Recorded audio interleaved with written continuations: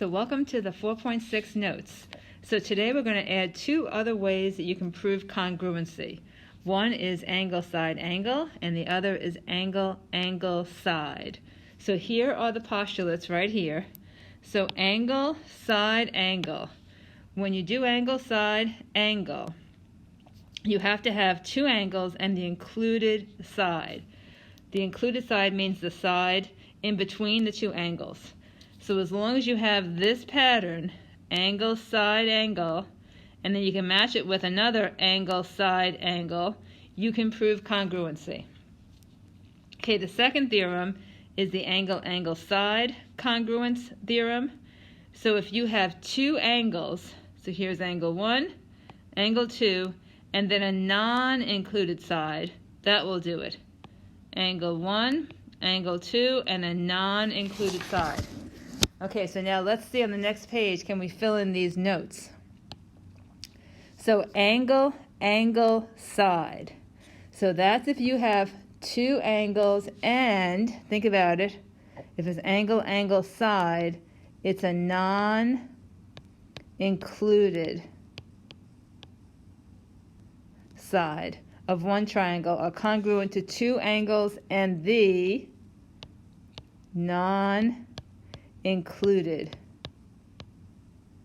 side of a second triangle. Then the two triangles are indeed congruent. Okay, here's the other one. Angle side angle. So here notice the side is sandwiched between the two angles.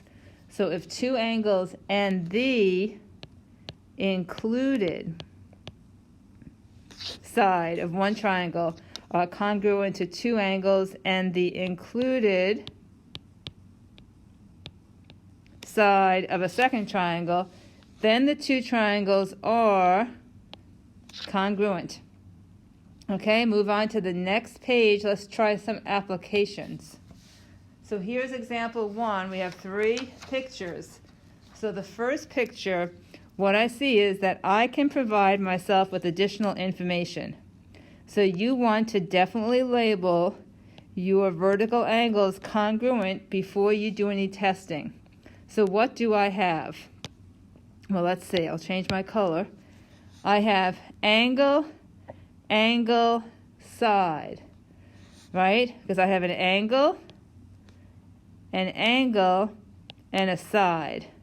And I have, on the other one, the same single, double, angle, angle, side. So I can prove these congruent by angle, angle, side. Okay, so now they want us to focus on